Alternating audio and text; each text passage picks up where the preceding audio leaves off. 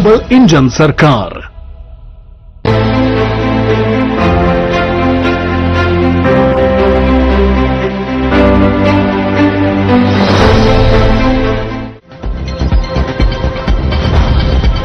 शालीमार बाग में Soma the Ayurvedic kitchen की शुरुआत। महर्षि आयुर्वेदिक अस्पताल में बना है किचन, सीएम रेखा गुप्ता ने किया। दिल्ली के कैबिनेट मंत्री मनजिंदर सिंह का बयान। पीएम मोदी और कनाडा के पीएम की मुलाकात पर बोले, कहा वीजा सेवाओं को पुनर्जीवित करने के लिए ये एक है। दिल्ली में आईजीआई एयरपोर्ट पर फर्जी वीजा रैकेट का भंडाफोड़। एयरपोर्ट पुलिस ने फर्जी ऑस्ट्रेलियाई वीजा घोटाले में शख्स को किया गिरफ्तार। आरोपी और $2,200 अमेरिकी ठगी निकाला। नमस्कार, मैं हूं आपके साथ गौरव राजेंद्र। बुलेटिन की शुरुआत करते हैं। कनाडा में चल रहे 51वें G7 शिखर सम्मेलन के दौरान भारत और फ्रांस के अच्छे रिश्ते की बानगी देखने को मिली। प्रधानमंत्री नरेंद्र मोदी और फ्रांस के राष्ट्रपति इमैनुएल मैक्रो जब आमने सामने आए तो शुरुआत गर्मजोशी से हुई। दोनों एक दूसरे को गले मिले और हल्के ठहाके भी लगाते हुए नजर आए। साथ ही आपको बता दें कि लेकिन कुछ ही देर बाद बातचीत का मूड गंभीर हो गया और आपको बता दें कि प्रधानमंत्री मोदी और राष्ट्रपति मैक्रो के बीच यह द्विपक्षीय बैठक G7 के इतर हुई है।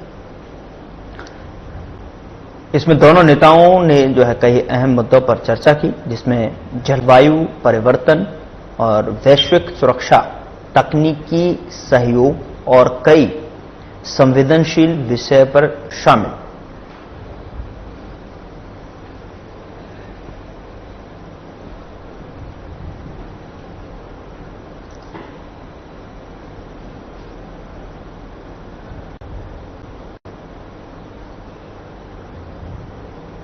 पीएम मोदी ने ट्वीट कर कहा कि कनाडा की एक सफल यात्रा का समापन। कनाडा के लोगों और सरकार को G7 समिट सफल मेजबानी के लिए धन्यवाद, जिसमें विविध वैश्विक मुद्दों पर सार्थक चर्चा हुई। हम वैश्विक शांति, समृद्धि और स्थिरता को आगे बढ़ाने के लिए प्रतिबद्ध हैं।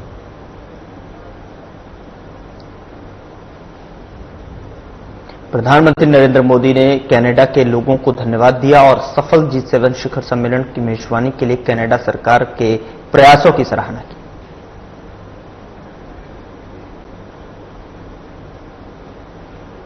केंद्रीय गृह मंत्री अमित शाह ने ट्वीट करते हुए लिखा कि पीएम मोदी के नेतृत्व में केंद्र सरकार बिना किसी भेदभाव के आपदाओं के समय राज्यों के साथ मजबूती से खड़ी है।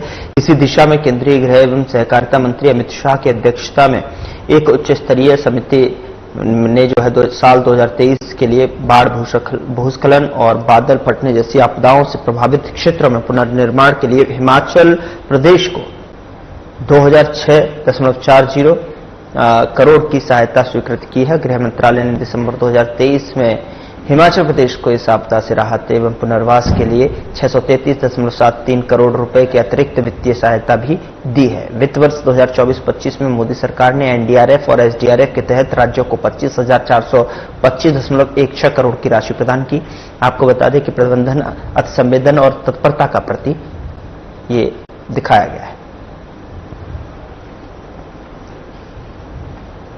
दिल्ली की सीएम रेखा गुप्ता ने बुधवार को 18 जून को शालीमार बाग में महर्षि आयुर्वेदिक अस्पताल में सोमा द आयुर्वेदिक किचन का जो है उद्घाटन किया है। आयुर्वेदिक कैफे में बाजरे से बना सेहतमंद भोजन मिलता है। इसमें पाव भाजी जैसे स्ट्रीट फूड से लेकर बर्गर, सूप, दक्षिण भारतीय व्यंजन शामिल हैं।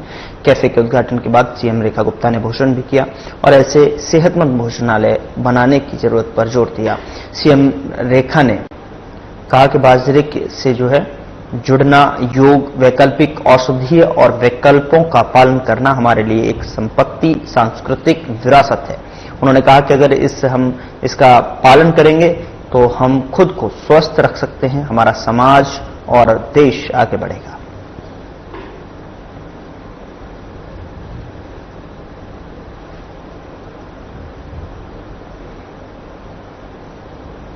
दिल्ली सीएम रेखा गुप्ता के एक बयान सामने आया है, जिसमें उन्होंने ड्रेनेज सिस्टम और स्टॉर्म वाटर नालियां की जांच की मांग करते हुए कहा है कि जब बारिश होती है तो इसमें समझें और यह बहुत ज्यादा मात्रा में होती है और आपके ड्रेनेज सिस्टम या स्टॉर्म वाटर नालियां एक साथ इतना पानी सोख नहीं सकती हैं, इसलिए पानी का जमा होना स्वाभाविक है, इसलिए इनकी जांच की जानी चाहिए। जब तो एक बड़ी क्वांटिटी में आती है और आपका जो फ्लो होता है, जो ड्रेन्स होती है, वो एकदम से ज्यादा पानी नहीं ले पाती है। तो पानी आना नेचुरल है, पर नीचे कोई तवा तो नहीं लगा कि भाई ऊपर से जाएगा और नीचे इवेपोरेट हो जाएगा। वो आपके ड्रेन्स में जाएगा। उसको यदि वो आधे घंटे से लेके 1 घंटे में निकल जाता है तो समझिए कि वो नेचुरल है, परंतु उससे ज्यादा यदि वो रुकता है तो वो प्रॉब्लमैटिक है। उस प्रॉब्लम में नाले की ब्लॉकेज है कि नैरो है कि कहीं उसकी कनेक्टिविटी में कमी है, उसको चेक करने की आवश्यकता है। तो कल भी जहां जहां पे भी प्रॉब्लम आई, उन सारे पॉइंट्स को हमने संज्ञान में लिया है, तुरंत उन पे अगले स्टेप की कार्रवाई शुरू हुई है। पर मुझे सुकून है, मिंटो ब्रिज जैसी जगह नहीं भरी, आपने भी नहीं कहा।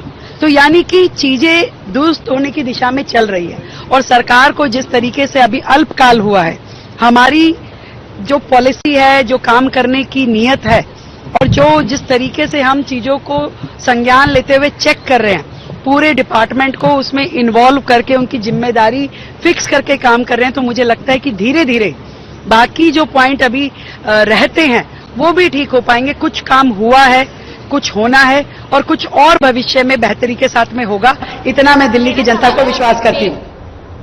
हाल ही में मंत्री मनजिंदर सिंह का एक बयान सामने आया है, जिसमें उन्होंने भारत के प्रधानमंत्री मोदी और कनाडा के प्रधानमंत्री मार्क कार्नी की मुलाकात के बारे में बताते हुए कहा कि दोनों देशों के बीच में उच्चायुक्तों को बहाल करने और वीजा सेवाओं को पुनर्जीवित करने के लिए ये एक ऐतिहासिक निर्णय था। मोदी जी जब कनाडा के प्रधानमंत्री कार्नी से मिलते हैं तो एक ऐतिहासिक फैसला होता है कि अब देश के अंदर हाई कमिश्नर बहाल किए जाएंगे, वीजा सर्विसेज बहाल की जाएंगी और इससे भी साथ साथ जिस तरीके से अब भारत के किसी भी प्रभुसत्ता के ऊपर, हमारे सम्मान के ऊपर, हमारे निर्णयों के ऊपर किसी प्रकार का कनाडा कटाक्ष नहीं कर सकता, मैं मानता हूं कि यह पिछले 30 सालों में सबसे बड़ी ऐतिहासिक जीत है। इससे पता चलता है, 2 बातें स्पष्ट होती हैं। एक, आज हमारा भारत किस पायदान पे खड़ा है कि आज भारत ये डिसाइड करता है कि दुनिया से किससे नेगोशिएट करना और किससे नहीं नेगोशिएट करना। दूसरा, मेरे भारत के प्रधानमंत्री की ताकत दुनिया के अंदर आज क्या है। कनाडा के प्रधानमंत्री ने उनको खुद आमंत्रण दिया, वहां बुलाया और ये उससे स्पष्ट करता है कि आज भारत दुनिया की सबसे बड़ी ताकत की ओर बढ़ रहा है और दुनिया के, अगर मैं अंकित करके देखूं तो तीसरे चौथे नंबर पर जहां हम आर्थिक तौर पर मजबूत हैं, हम देश के तौर पर भी इतनी ही मजबूती हासिल कर चुके हैं। और मैं इस बात की बधाई देना चाहता हूं देश के प्रधानमंत्री नरेंद्र मोदी जी को कि आपने सभी भारतीयों के सम्मान को इन सब चीजों से ऊपर रखा, भारत को, देश को सबसे पहल दी और राजनीति को पीछे रखा।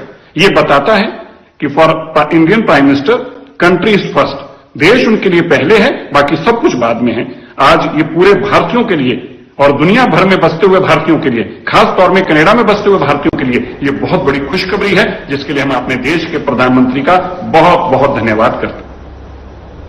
उत्तर पूर्वी दिल्ली जिले के गोकुलपुरी थाना क्षेत्र में लोनी रोड पर करीब 20 से 25 झुग्गियों को तोड़ा जा रहा है। करीब 40 से 45 साल पुरानी इन झुग्गियों को डीडीए ने हटाए और कुल मिलाकर करीब 40 झुग्गियां थीं।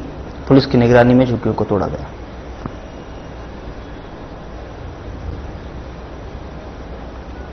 दिल्ली में आईजीआई एयरपोर्ट पर फर्जी वीजा रैकेट का भंडाफोड़ करते हुए एयरपोर्ट पुलिस की टीम ने फर्जी ऑस्ट्रेलियाई वीजा घोटाले में मुंबई के एक व्यक्ति को $2200 अमेरिकी ठगने के आरोप में पंजाब से कुलदीप सिंह को गिरफ्तार किया है। वह फेसबुक पेज जो है फ्लाइट अब्रॉड के जरिए जो है खुद को ट्रैवल एजेंट बताता था।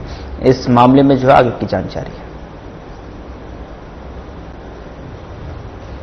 दिल्ली में हुई बारिश से जगह जगह जलभराव की जो है, वहीं जखीरा अंडरपास में पानी भर गया और लोगों को परेशानी हुई, तो वहीं लोग इस अंडरपास में से निकलने के लिए मजबूर हुए।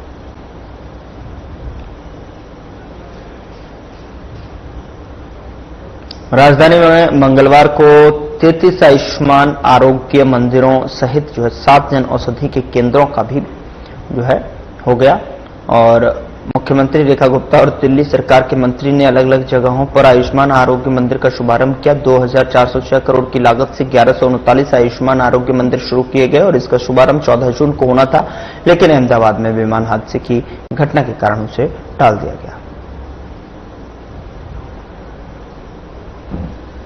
नए योजना के तहत जो हमारे देश के प्रधानमंत्री आदरणीय नरेंद्र मोदी जी की एक विशेष कल्पना के जन औषधि केंद्र और आरोग्य मंदिर, दिल्ली में 33 जगह पे आरोग्य मंदिर और 17 जगह पे जन औषधि केंद्र आज एक ही समय में खोले जा रहे हैं। और मैं चाहूंगी कि स्क्रीन वही चलती रहे जो अलग अलग स्थानों पे आरोग्य मंदिरों का उद्घाटन हमारे सभी मंत्रीगण, सांसदगण, विधायकगण अलग अलग जगहों पे कर रहे हैं। एक बार जोरदार तालियां, अभिनंदन पूरी स्वास्थ्य विभाग की टीम के लिए, जिन्होंने इतने छोटे से समय में इस प्रकार से सुंदर आरोग्य मंदिर, जिसमें विशेष रूप से बहुत सारी ऐसी फैसिलिटीज जनता को दी गई है जो अदरवाइज अवेलेबल नहीं थी। आज इस मंच पे उपस्थित मेरे साथी, हमारी टीम के सदस्य, विधानसभा में चीफ विप और लक्ष्मी नगर से विधायक अभय वर्मा जी जो इस कोर्ट के सदस्य भी हैं, हमारे स्वास्थ्य सचिव निखिल कुमार जी, आदरणीय संजय गर्ग जी प्रिंसिपल डिस्ट्रिक्ट जज, उनका भी मैं अभिनंदन करती हूं। डीके शर्मा जी जो प्रेसिडेंट हैं बार काउंसिल के, उनका भी मैं अभिनंदन करती हूं। दानिश जी जो हमारे विशेष सचिव हैं स्वास्थ्य विभाग के, जिन्होंने बड़ी मेहनत के साथ इस पूरे काम को सिरे चढ़ाया, आपका भी मैं अभिनंदन करती हूं। अमोल श्रीवास्तव जी जो कि हमारे डिस्ट्रिक्ट मजिस्ट्रेट हैं, और इसके अलावा यहां पे उपस्थित हमारे सभी विशेष अतिथिगण, विकास गोयल जी, अरविंद गर्ग जी और सभी, रति मक्कड़ जी। साथियों, बार बार एक विषय दिल्ली में चल रहा था, मोहल्ला क्लिनिक, मोहल्ला क्लिनिक। और मोहल्ला क्लिनिक क्या था, उसकी हालत मुझसे बेहतर आप सभी बता सकते होंगे। रोड किनारे नालों के ऊपर एक पोटा कैबिन रख दिया गया, उसमें टेम्परेरी हेल्थ ऑफिसर जो दिहाड़ी पे इस प्रकार से रखा गया कि पर पेशेंट 40 रुपए मिलेंगे। अब आपसे मैं पूछना चाहती हूं, यदि आप किसी को ऐसा ठेका दोगे कि पर पेशेंट आपको पेमेंट मिलेगी, तो उसका ध्यान इलाज करवाने में होगा या पेशेंट गिनने में होगा? और कौन गिन रहे पेशेंट जी? उसने दिन में 40 पेशेंट किए कि 100 पेशेंट किए? और बिलिंग, जो बिलिंग होती थी वो भ्रष्टाचार का सबसे बड़ा अड्डा था। ना दवाई, ना मेडिकल केयर, ना किसी भी तरीके का क्योर, ना प्रिवेंशन। आप समझिए कि ये मोहल्ला क्लिनिक पिछली सरकार के हेल्थ मॉडल का सबसे बड़ा भ्रष्टाचार का अड्डा था, जहां टेस्टिंग को आउटसोर्स करने के नाम से करोड़ों रुपए का गबन किया जाता था, जहां किराए पे कहीं पे यदि मोहल्ला क्लिनिक की जगह ली तो उसके 10-10 गुना ज्यादा रेट दिए जाते थे। इसी प्रकार से कहां पे क्या हो रहा था, कहीं जानवरों का अड्डा था तो कहीं स्मैकियों का अड्डा था। मोहल्ला क्लिनिक के नाम पे किताबों में क्या क्या हुआ वो सीएजी की रिपोर्ट में शामिल हुआ। एक भ्रष्टाचार जो पिछली सरकार ने जनता को किस तरीके से धोखा दिया, उसका बहुत ही बड़ा एक विषय था। परंतु सालों से लंबित आदरणीय प्रधानमंत्री जी ने जो दिल्ली के लिए इतना बड़ा तोहफा दिया हुआ था, आज इस मंच के माध्यम से मैं बताना चाहती हूं, केंद्र सरकार ने दिल्ली सरकार को 2400 करोड़ रुपए की ग्रांट दी, केवल ये आरोग्य मंदिर खोलने के लिए। 5 साल पहले 2400 करोड़ रुपए दिल्ली गवर्नमेंट को मुहैया करवा दिए गए, परंतु दिल्ली गवर्नमेंट अपने अहम में और अपने वहम में उन्होंने दिल्ली को कभी भी ये फैसिलिटी लेने नहीं दी।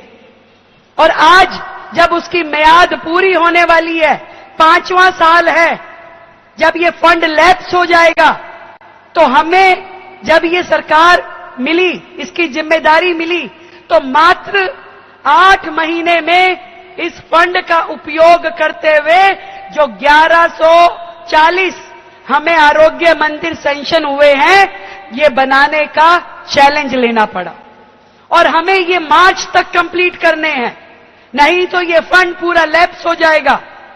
ये देखिए कि जो काम 5 साल में बहुत आराम से होता, लोगों की सुविधा के अनुसार होता, उसको मात्र 8 महीने में हमें पूरा करना पड़ेगा, ताकि दिल्ली की जनता के लिए अलॉटेड ये मनी, ये पैसा पूरी तरीके से उपयोग हो सके। दिल्ली वो शहर जहां हेल्थ के नाम पे, देश की राजधानी जहां हेल्थ की सुविधाएं, हेल्थ का इंफ्रास्ट्रक्चर ऐसा है जहां 1000 लोगों पे मात्र 0.42 बेड उपलब्ध है, यानी 1 बेड भी उपलब्ध नहीं है।